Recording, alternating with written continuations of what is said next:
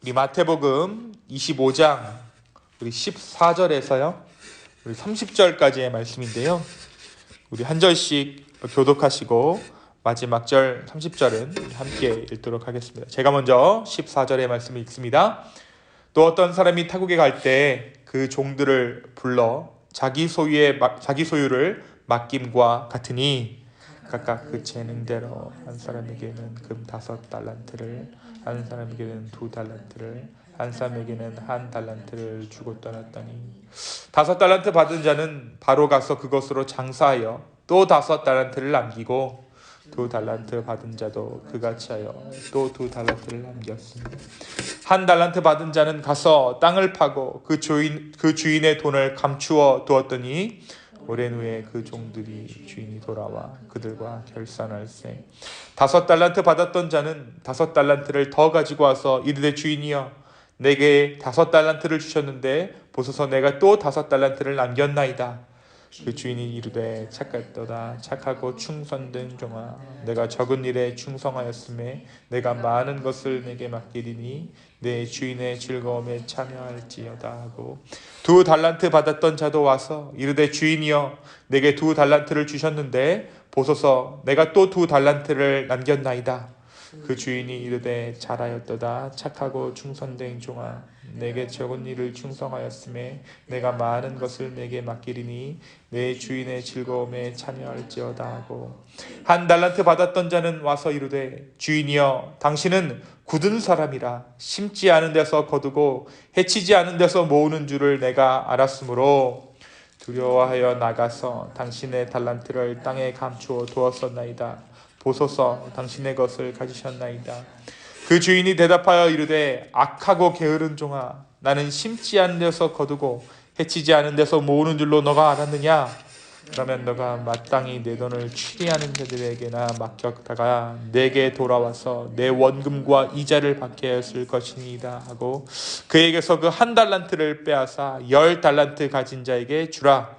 무릇 있는 자는 받아 풍족하게 되고 없는 자는 그 있는 것까지 빼앗기리라. 우리 함께 읽습니다. 이 무익한 종을 바깥 어두운 데로 내쫓으라. 거기서 슬피 울며 이를 갈리라 하니라. 아멘.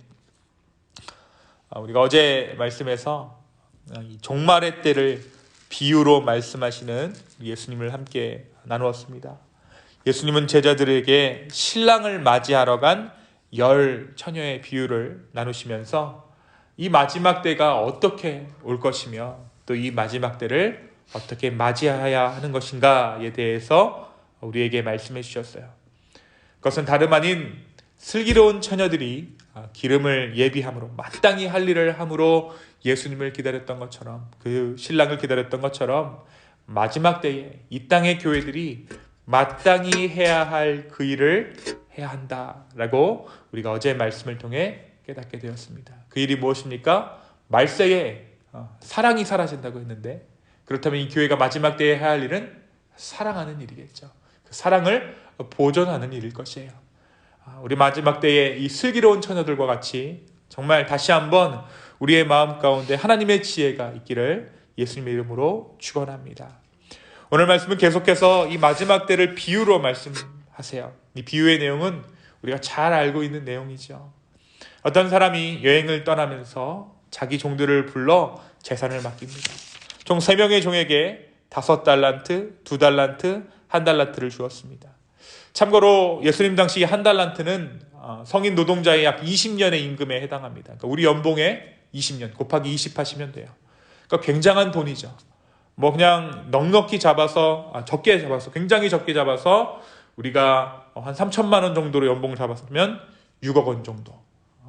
근데 아마도 10억 원 이상 되는 돈이었을 거예요. 그 돈을 이제 맡기고 5달란트니까 50억 20억 그리고 10억의 돈을 맡긴 것입니다. 시간이 흐르고 이 여행을 마친 주인이 돌아왔어요. 이제 남은 일은 종들에게 맡겼던 재산, 이 달란트를 결산하는 일입니다. 우리가 아는 것처럼 이 5달란트를 받은 종은 얼마를 남겼습니까? 5달란트를 남겼어요.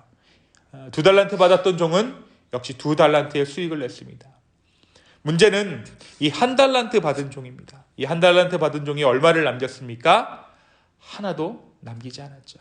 말씀해 보니까 이 사람은 그냥 밭에다가 이 한 달란트를 묻어두었어요. 이 주인은 수익을 냈던 두 종, 곧 5달란트 받은 종과 2달란트 받은 종은 모두 주인의 칭찬과 신임을 받게 되고, 반대로 아무런 수익도 내지 못한 이 한 달란트 받은 종은 바깥 어두운 데로 내쫓기는 비참한 최후를 맞습니다. 여러분, 오늘 말씀이 우리에게 말해주고 있는 것이 무엇일까요? 저는 이 말씀을 보면서 15절의 말씀을 이렇게 보니까 이 주인이 각각 그 재능대로 한 사람에게는 금 5달란트, 한 사람에게는 2달란트, 한 사람에게는 1달란트를 주고 떠났다라고 기록하고 있어요. 물론 재능이 많은 사람에게 많은 달란트를 맡겼을 수도 있지만, 이게 만약에 돈이라면, 만약에 여러분이라면 자기 자신에게 유산을 남길 때 어떤 자녀에게 유산을 좀 더 많이 주게 될까요? 알아서 잘하는 애에게 많은 유산을 남기게 될까요? 아니면 조금 부족해서 내 도움이 조금이라도 더 필요한 자녀에게 내 유산이 더욱더 많이 남겨지기를 바랄까요? 네. 제가 봤을 때는 이 1달란트 맡겼던 사람은 오히려 더 재능이 많은 사람이 아니었을까라는 생각을 하게 됩니다. 제가 왜 이런 말씀을 드리냐면, 우리가 잘 알고 있는 이 달란트 비유가 마지막 때에 대한 비유라는 배경을 가지고 있음을 우리가 유념해야 돼요. 이 마지막 때를 예언하신 것이 이 달란트 비유입니다. 그래서 이 비유는 말세를 배경으로 두고 해석되어야 합니다. 묵상되어야 합니다. 마지막 때, 종말의 때, 예수님께서 다시 오시는 그날이라는 배경을 빼버린 채 이 말씀을 묵상하게 되면, 이 말씀은 하나님께서 주신 재능, 그러니까 달란트를 살려서 최선을 다해 살라는 말씀으로 이해되기 때문입니다. 열심을 다하십시오. 있는 재능대로 전도하십시오. 있는 재능대로 교회를 섬기십시오. 라는 말로 이 말씀이 사용되어져요. 물론 이러한 해석도 전혀 동떨어졌다, 잘못됐다라고 말할 수는 없겠죠.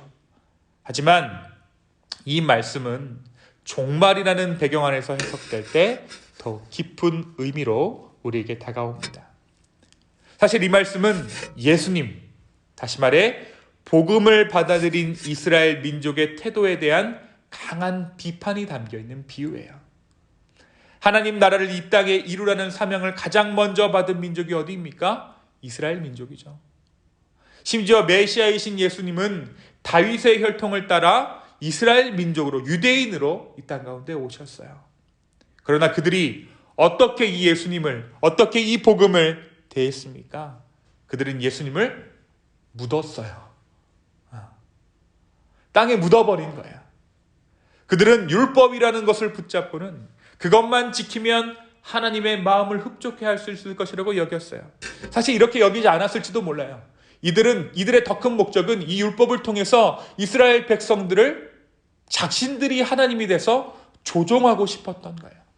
그렇기 때문에 이 율법을 세우고 율법이 왕인 것처럼, 율법이 하나님인 것처럼 이들이 섬길 수밖에 없었던 것입니다. 그래서 사람들에게는 율법을 지켜라 라고 말해놓고 자기들은 뒤에서 자기들의 입속을 채우고 자기들이 살고 싶은 대로 살았던 것이 이스라엘의 종교 지도자들이었죠. 하나님을 자기들 손바닥에 두고 하나님께서 구원의 주체가 아니라 자신들이 구원을 이룬다고 생각하고 그들이 이스라엘 민족들을 좌지우지한 것입니다. 자, 이렇게 되다 보니까 이스라엘 백성들은 어떠한 하나님을 만나게 되었을까요?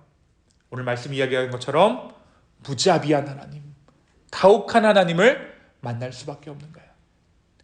하나님은 정의와 공의의 하나님이시기 때문에 죄를 허용하시지 않은 하나님이기 때문에 그렇게 느낄 수도 있겠지만 궁극적으로 하나님의 공의는 무엇을 대변합니까? 하나님의 사랑을 이야기하고 하나님의 구원을 이야기합니다. 그런데 이스라엘은 이 하나님을 지금 오해하고 있는 거예요.